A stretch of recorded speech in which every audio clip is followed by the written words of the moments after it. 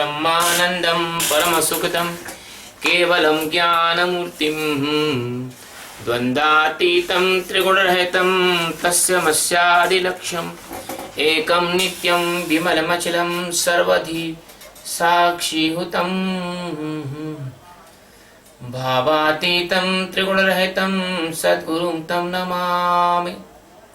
ओम गुरु ब्रह्मा गुरु विष्णु गुरुदेवो महेश्वरः गुरु साक्षात् परब्रह्म तस्मै श्री गुरुवे नमः।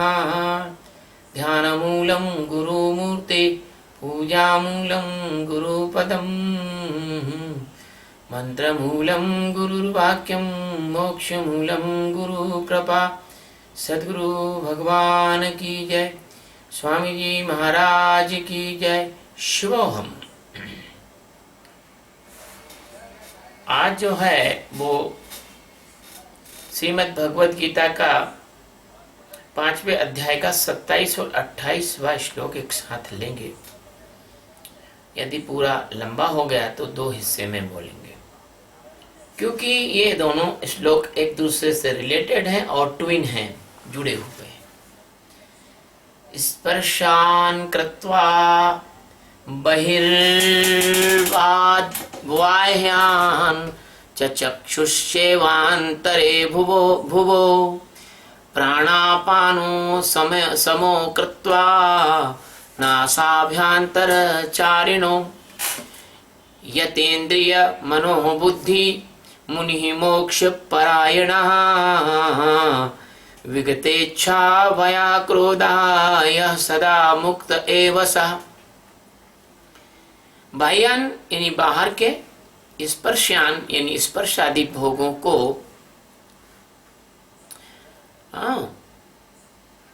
वही यानी बाहर, एव यानी ही, कृत्वा यानी बाहर निकालकर, च यानी और, चक्षु यानी नेत्रों की दृष्टि को, चक्षु यानी नेत्रों की दृष्टि को, यतेन्द्रिय मनो बुद्धि जिसकी मन इंद्रियां मन बुद्धि जीती हुई हैं, यह यानी जो मोक्ष परायण यानी मोक्ष की ओर जाने वाला है, मुनि है, और विगत इच्छा यानी इच्छा भय और क्रोध से रहित हो गया हो, सह यानी वह सदा यानी हमेशा, मुक्त यानी माया के बंधन से रहित, एव यानी ही है, ध्रुवो यानी भ्रुकुटी, अंतर यानी बीच में स्थित करने, नासाभ्यंतर मतलब दोनों भों के बीच में, नासिका के ऊपर वाले हिस्से में, प्राणायामो यानी प्राणापानो यानी प्राण और अपान को, समो यानी सम, कृत्वा यानी करके। तो बाहर के जो विषय भोग हैं जैसे स्पर्श आदि है, इनका चिंतन न करता हुआ उनको बाहर ही निकालकर नेत्रों की दृष्टि को भ्रुवो यानी भुकुटी के अंतर यानी बीच में स्थित करके, नासिका में विचरने वाले प्राण और अपान वायु को सम करके, जिसकी इंद्रियां मन और बुद्धि जीती हुई है, जो मोक्ष परायण मुनि इच्छा भय और क्रोध से रहित हो गया है, वह सदा मुक्त ही है। ये पंडित पुजारियों का अर्थ है। क्यों कि ज्ञान है नहीं, ब्रह्म ज्ञान है नहीं, और वो उस गहरे गूढ़ अर्थ को तो निकाल नहीं पाएंगे, शब्द के अर्थ को उन्होंने निकाल लिया। जो सतगुरु सच्चिदानंद परमात्मा अनंत कोटि आकाश गंगाओं के विस्तार से भी अनंत, जिनका विस्तार है और व्याप्ति है, जो समस्त के आधार है, समस्त के अधिष्ठान है और समस्त के धारण करता है, जिनके होने से सबका होना है, परंतु सबके होने से उनका होना नहीं बनता, जो निरंतर परिपूर्ण है, कालातीत है, गुणातीत है, मायातीत है, परम सत्ता है, वे ही सद्गुरु के रूप में आते हैं, सद्गुरु के में प्रकट होते हैं। वे ही कृष्ण सच्चिदानंद घन परमात्मा के रूप में आए और अर्जुन को उन्होंने बनाया अपना माध्यम, और अर्जुन को माध्यम बनाकर भगवान ने गीता का जो ब्रह्म ज्ञान है इसको शाश्वत करके पुनः अपने अस्तित्व में विराज गए। ये जो श्लोक है इसका अर्थ बहुत गहरा है और मुनि के जीवन को निरूपित करता है। जो मुनि होते हैं वे बाहरी विषय भोगों के स्पर्श मात्र से अलग हो जाते हैं। बाहरी विषय भोगों की क्या मजाल जो उन्हें छू भी सके। जागे हुए व्यक्ति को जैसे सपना छू नहीं सकता, जहां चित्त ही नहीं है वहां चिंतन कौन करेगा। जैसे आकाश को कोई गीला नहीं कर सकता, ऐसे चित्त रहित जो मुनि होते हैं उनको चिंतन छू नहीं सकता, क्योंकि चित्त नहीं तो फिर चिंतन कहां। जैसे ठूंठ यदि ना हो तो उल्लू कहां बैठेगा। जैसे बहुत भारी बड़ा मरुस्थल है जहां कोई पेड़ ही नहीं है, वहां पक्षी कहां बैठेगा। बहुत बड़ा महासागर है जहां कोई द्वीप नहीं है, बड़ा प्रशांत महासागर है, उसके बीचों बीच किसी पक्षी को छोड़ दिया जाए वो कहां बैठेगा। ऐसे वहां पर पक्षी कहीं बैठ नहीं सकता, अंत तो गत्वा वो सागर में डूब के मर जाएगा। ऐसे उसके जो मन और बुद्धि चित्त और अहंकार हैं वो परमात्मा के गहरे सागर में डूब के मर जाते हैं, वो वहां हो नहीं सकते। भूमि ना हो, कहीं भूमि ही ना हो तो अंकुर कैसे फूटेगा, वृक्ष कैसे बनेगा। तो जहां चित्त ही नहीं हो वहां सारे विषय जो होते हैं वो बाहर के बाहर ही रह जाते हैं, वो अंदर प्रवेश नहीं कर पाते। मुनि चित्त के पार चला गया है, मुनि चित्त के पार चला जाता है, वहां मन होता ही नहीं। तो मन नहीं होता तभी तो उसको मुनि कहा है। मुनि का मतलब है जो मन न, जहां मन ना हो, मन ना हो, जहां मन ना हो ऐसी अवस्था में ठहरना। जो ठहर गया वो मुनि है। मुनि मननी। जब चित्त नहीं, विषय नहीं, स्पर्श नहीं, तो बस जैसे हवा में तलवार चलाओ तो हवा कटती नहीं, ऐसे कृत्य होते ही नहीं। करते रहो कृत्य, कृत्य आप पर प्रभाव नहीं डाल पाएंगे। मूढ़ों को दिखाई तो देता है कि ज्ञानी कृत्य करता है, लेकिन आंतरिक तल पर कृत्य होता ही नहीं। तुम्हारे जीवन में भी एक अनुभव तुमने कभी पलट के देखा होगा। यदि किसी कार्य में तुम्हारा मन नहीं लगता हो, चित्त नहीं लगता हो, और कोई तुमसे मन मार के करवा रहा है, तुम करते तो हो लेकिन वह तुम्हारे लिए हुआ भी अनहुआ ही सा हो जाता है। उससे जब छूट के भागते हो तो उसके बारे में सोचते भी नहीं हो कि यार ये क्या किया है। जैसा अनहुआ हो ऐसा हो जाता है। वैसे ही मुनि चित्त रहित होता है, अमन होता है। इस अमन अवस्था में, इस स्थिति में वह करोड़ों गुना जागृत होकर जीता है। उसका देखना आप जैसा देखना नहीं होता। वह सम्यक दृष्टा है, वह सत्य दृष्टा है। वह बाहर नहीं, भीतर भी नहीं, वो मध्यमान स्थिति में अपनी दृष्टि को समता में रखता है। तुम्हारे नेत्र बाहर देखते हैं, साधक के नेत्र अंदर देखते हैं, लेकिन सिद्ध के नेत्र ना बाहर देखते ना अंदर देखते। तुमने भगवान शंकर की कभी उन्मुनी मुद्रा देखी होगी, आधी आंख खुली और आधी बंद रहती है। वो ना अंदर देखते हैं ना बाहर देखते हैं, वो यथार्थ दृष्टि से युक्त होते हैं। उनका दर्शन ही तीसरे तरह का दर्शन होता है। इसलिए एक मिथक बना है तीसरी आंख का, तीसरे नेत्र का। शिव के तीसरे नेत्र को ज्ञान नेत्र कहते हैं, और इसका यही सम्यक अर्थ है कि ना बाहर न अंदर, क्योंकि परमात्मा तो बाहर भी उतना ही है जितना अंदर है। इसके बीच में खड़े होकर तुम दोनों तरफ देख सकते हो। राम नाम मणि दीप धर, जी ह देहरी द्वार, तुलसी भीतर बाहर जो चाहसी उजियार। ये भक्ति का पद है, लेकिन इसको ज्ञान में यदि समझना है तो राम का मतलब होता है चैतन्य परमात्मा जो रम रहा है। नाम का मतलब होता है न मैं ना हूं, ना मैं नहीं हूं, बस राम हूं। जब राम ही तुम्हारे अंदर खड़ा हो जाए तो जो है वो ज्ञान का जो दीपक होगा, मणि दीपक होगा, वह अंदर और बाहर दोनों तरफ आपको उजाला कर देगा। यानी यह सम्यक दृष्टि से देखना, ये दोनों भों के बीच में देख, दृष्टि का अर्थ ये है, न कि ये कि दोनों भों के बीच में देखो और तुम्हारी आंखें एचकताना वेचकताना हो जावे। ये कोई तुम्हें एचकताना विचकताना करने वाली विद्या नहीं है कि तुम्हारी आंखें टेढ़ी हो जाएगी, तुम डेढ़ मेंटल हो जाओगे। तो ये वो करने की विद्या नहीं है और पंडित इसको समझ नहीं सकते। एक बार तुलसीदास जी कहीं भोजन करने गए, तुलसीदास जी साहित्यिक भाषा में बोलते थे, उनको नमक की कमी लगी तो उन्होंने कहा कि सेंधव लाओ। सेंधव नमक को कहते हैं।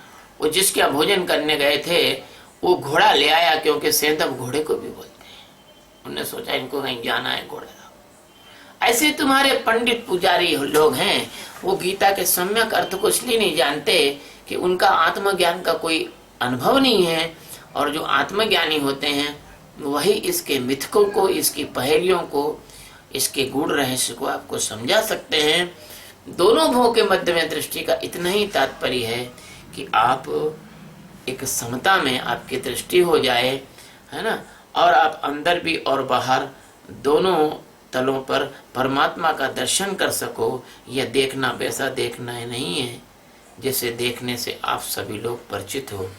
ये जो देखना है, ये देखना भी बड़ा विलक्षण है। ऐसा नहीं है कि आपने ये देख लिया और आपको दिख जाएगा। ये देखना बड़ा विलक्षण है, बड़े अलग ढंग का देखना है। ये उस अलग तरह का देखना है, ये दृष्टि है। सद्गुरु जो हैं वो अपने शिष्य को कृपा करके दृष्टि देते हैं। समदृष्टि, समदृष्टा, समस्त में होकर समस्त को जानने की दृष्टि, दिव्य दृष्टि। ददामि दिव्य चक्षु तुम, है ना। ये परमात्मा जब किसी पर दयालु हो जाता है तब उसको इस तरह के देखने की दृष्टि देता है। अगर ये इतना ही सरल बात होती तो गीता के प्रारंभ में ही लिख दी गई होती। ये 5वें अध्याय का सेकंड लास्ट सूत्र नहीं होता। गीता के 1/3 गीता पूरी होने के बाद में ये कही जा रही है बात। तो क्यों कही जा रही है? क्योंकि इसका अर्थ इतना ज्यादा गहरा है कि यदि इसको पहले कह दिया जाता तो शायद है ये समझ नहीं सकते। इतनी गीता कहने के बाद, इतना ज्ञान ब्रह्म के बारे में इतना समझाने के बाद, इतना ज्यादा देशना देने के बाद फिर ये सूत्र आया है, तो ये सूत्र इतना सरल सूत्र नहीं है। तो जब सद्गुरु दिव्य दृष्टि देते हैं तो पदार्थ के आर पार पारलौकिक दृष्टि हो जाती है। जैसे कहते हैं कि बलिहारी गुरुदेव की, ये बस सद्गुरु की कृपा का विस्तार है। और ये ध्रुवो क्या है, ये भौहें क्या है? ये तुम्हारी भौहें नहीं है। ये 2 आयाम है, ये जगत के 2 आयाम है और उसके बीच में एक मध्यमान स्थिति है। एक तो वाम मार्ग है, आपने सुना होगा ना, वाम मार्ग, कौल मार्ग, है ना, अपवित्र जिसमें साधनाएं होती हैं। एक वाम मार्ग है और दूसरा दक्षिण मार्ग है। एक कृत्य का निम्नतम तल है और दूसरा स्वर्गादि लोकों को जाने के लिए उच्चतम तल है। तो जो ज्ञानी होते हैं वो स्वर्ग आदि में जाने की कभी इच्छा नहीं करते, क्योंकि उनको मालूम है कि स्वर्ग आदि लोकों से पतन संभव होता है और नरक आदि में तो जाने का सवाल ही नहीं है। तो ये दोनों जो भुवन हैं, ये 2 तल हैं। एक तो कृत्य का निम्न तल है और दूसरा स्वर्ग आदि लोग जो हैं वो कृत्यों के फलों का तल है। मुनि दोनों को अस्वीकृत कर देता है, मुनि दोनों को रिजेक्ट कर देता है, दोनों के बीच में खड़ा हो जाता है, दोनों से अंतर बना लेता है। कहते हैं ना, साधु निकले सैर पर न काऊ, साधु निकले सैर पर 2 ही दिन की खैर, और न काहू से दोस्ती और न काहू से बैर। ना तो वो किसी वाम मार्ग में फंसते, ना वो दक्षिण मार्ग में जाते, वो बीच में मध्यमान स्थिति बनाते हैं। क्योंकि मध्यमान स्थिति पे परमात्मा की प्राप्ति होती है। किसी एक तरफ भी तुम झुक गए तो तुम्हें माया ही प्राप्त होगी, चाहे वो नरक की माया हो और या स्वर्ग का ऐश्वर्य हो। तो बना क्या करता है वो, ऐसी अंतर बनाकर क्या आता है, सहज रूप से वह अंतर बन ही जाता है। और दो लोग झगड़ रहे हैं, जैसे मान लीजिए कोई सज्जन व्यक्ति है तो वो दोनों के झगड़े पे से हट जाता है। ऐसे वो तुम्हारे स्वर्ग और नरक दोनों तरफ से हट जाता है। तुम्हारा नरक तो नरक है ही, लेकिन तुम्हारा स्वर्ग भी नरक है। अगर तुम सूक्ष्म रूप से देखो तो तुम्हारे स्वर्ग में है क्या,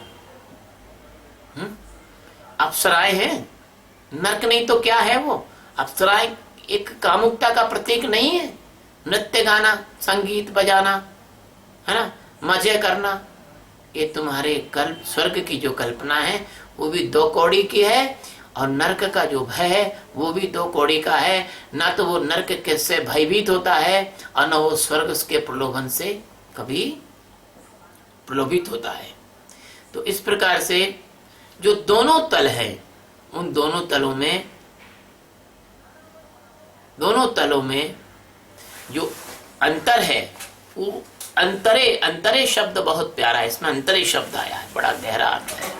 माया के जो दोनों ही तल हैं उससे अंतर बनाओ।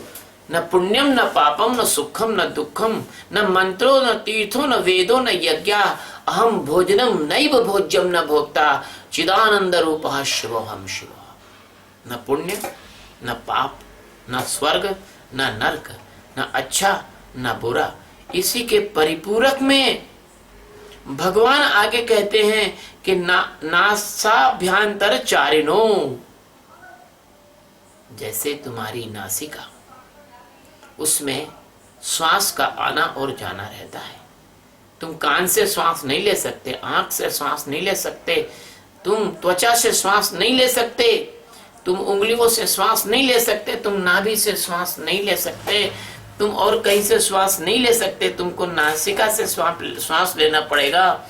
ऐसे नासिका में प्राण और अपान आते जाते हैं। यदि तुम किसी एक को पकड़ लो, यदि तुम मात्र प्राण को पकड़ लो तो भी मर जाओगे। क्यों कि प्राण तुम्हारे ठहर जाएंगे, और यदि तुमने अपान को पकड़ लिया तो भी तुम विषाक्त हो जाओगे। यदि ऑक्सीजन ही ऑक्सीजन हो जाए तो जल जाओगे। यदि कार्बन डाइऑक्साइड हो जाए तो जहर ही जहर हो जाएगा। तो प्राण ही प्राण तुम्हें जला सकते हैं और अपान ही अपान तुम्हें मार सकते हैं। इसलिए माया के तल पर कभी एक ओर झुकाव नहीं, दोनों ओर का संतुलन चाहिए। आपने पक्षी को देखा होगा, पक्षी का एक पंख यदि ना हो, एक ही पंख हो, पक्षी उड़ नहीं सकता, पक्षी उड़ नहीं सकता। ऐसे ही प्राण और अपान जीवन धारण के 2 पंख हैं। ध्यान करने पर प्राण और अपान में संतुलन आता है, और ध्यान न करने पर तुम कितना ही प्राणायाम कर लो, प्राण और अपान में संतुलन नहीं आता है। एक आदमी सुबह प्राणायाम कर लिया और 24 बाकी के जो 23 घंटे हैं उसमें तो घबरा रहा है, परेशान हो रहा है, जल्दी जल्दी सांस ले रहा है, हव हव हव हप कर रहा है, उसके 1 घंटे प्राणायाम करने से कुछ नहीं होने वाला। लेकिन अगर वो ध्यान की साक्ष्य की विधि को समझ गया और उसने ठीक से ध्यान में उतर गया तो उसके अपने आप प्राणायाम होंगे और प्राणों और अपान का संतुलन अपने आप आ जाएगा। भगवान श्री कृष्ण के वाक्य के शब्द इतने सरल नहीं है जो कोई भी समझ लेगा। तो इसे गहरे में ले जाओ जब आप, तो प्राणों को तो सब लेते हैं और अपान को बाहर छोड़ते हैं। प्राण सबको प्यारे हैं और अपान से सभी बचना चाहते हैं। प्राणों के कारण जीवन है और अपान के निकलने में शुचिता है, पवित्रता है, स्वच्छता है अपान के निकलने में, और निर्भरपना आता है, बोझिलपना चला जाता है। किंतु प्राण और अपान की क्रिया ये मुर्दे में नहीं हो सकती। कोई मर गया है, उसको कहो कि तू प्राण और अपान की क्रिया हो जाए, कितना भी वेंटिलेटर में रख लो उसको, वो जिंदा नहीं हो सकता। इसी तरह से यह बात एक गहरे रहस्य को छुपाए हुए है कि आप जब तक जीवित हो तब जीवन में ही यह संभव है, जीवित होने में यह संभव है कि प्राण और अपान आपके संतुलित होंगे। इसलिए भगवान ने यह कहा कि जीवस्य जीवनो हम, जीवों का मैं जीवन हूं। जिसके होने से ही संभव है वह परमात्मा सच्चिदानंद ना तो प्राण है और ना ही अपान है। इसलिए तुम्हारी जो नासिका है उसमें जो श्वास आता जाता है, ये वायुमंडल सहित समूची जो पृथ्वी है ये हमारे सौर मंडल की नासिका है, क्योंकि हमारी इसी वायुमंडल, इस सौर मंडल में केवल पृथ्वी ही है जिसके पास ये वायुमंडल है, प्राण और अपान के संतुलन का वायुमंडल। इसलिए नासिका में जो प्राण विचरते हैं, नासिका के अंदर जो प्राण चलते हैं, वह जो प्राण है वो इतने उसमें एक चीज और छुपी है इस सूत्र में। जो नासिका के अंदर जो प्राण चलते हैं और बाहर निकलते हैं तो प्राण लेने में आपको आनंद आता है और बाहर छोड़ने में आपको अच्छा लगता है। ऐसा नहीं कि आप अपान को ना छोड़ो तो आपको अच्छा लगता हो।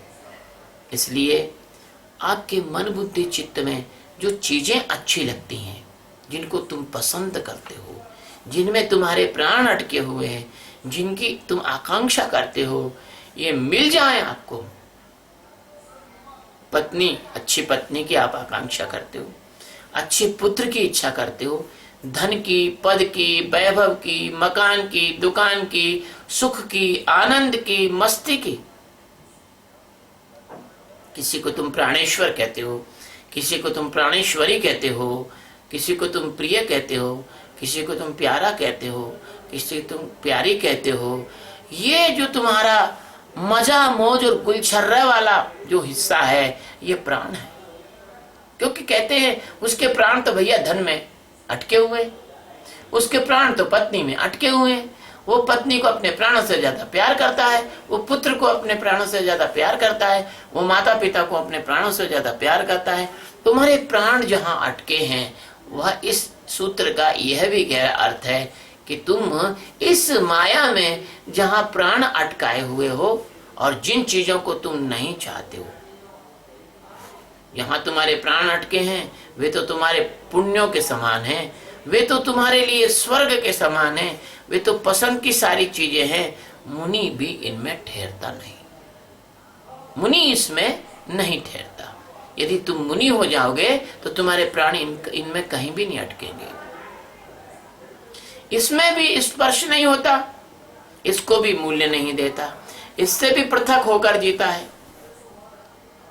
अब जिनमें तुम्हारे प्राण अटके हैं, जो ऐसे कृत्य हैं, ऐसी वृत्तियां हैं, ऐसी वासनाएं हैं, ऐसे संकल्प हैं, ऐसी कामना हैं, इनमें मुनि अटकता नहीं है। तो जिससे तुम दूर भागते हो, जिससे तुम नफरत करते हो, जिससे तुम मिलना नहीं चाहते हो, जिसको तुम पाना नहीं चाहते हो, ऐसी चीजें जिनको तुम अपावन समझते हो, जिनसे तुम घृणा करते हो, जिनसे तुम भयभीत हो, जिनसे तुम बचना चाहते हो, ऐसी चीजों को अपान कहते हैं। ऐसा मुनि इन अपान कृत्यों से भी संस्पर्शित नहीं होता, वह दोनों के बीच में खड़ा होता है। मन के तल पर संकल्प जो है वह प्राण है। अब मन की बात कर लो, तुम्हारा जो मन है उसमें जो संकल्प उत्पन्न होते हैं वह प्राण है, और तुम्हारे मन में जो विकल्प उत्पन्न होते हैं वह अपान है। मुनि इन दोनों के बीच में खड़ा है। ना उसे संकल्प से मतलब है और ना उसे विकल्प से मतलब है, ना तो उसे तुम्हारी तथाकथित श्रेष्ठता का आकर्षण है कि कोई उसकी तारीफ करे, कोई इसकी प्रशंसा करे। हमें यहाँ कोई लेना देना नहीं है कि कोई हमारे प्रवचन की तारीफ कर रहा है तो हम खुश हो गए, कोई हमारे प्रवचन की निंदा कर रहा है तो हम दुखी हो गए, या किसी ने हमारे प्रवचन सुन के ध्यान करने लगा तो हम बड़े खुश हो गए, या कोई ध्यान नहीं कर रहा है। हमारा काम तो सूरज की तरह उगना है, जिसको जो करना है करो, नहीं करना हो मत करो। बस ऐसी तटस्थता होती है मुनि में। उसको ना तो संकल्प से मतलब है और ना विकल्प से मतलब है, ना तो उसे तुम्हारी तथाकथित श्रेष्ठता का आकर्षण है और ना ही उसे निकृष्टता का विकर्षण है।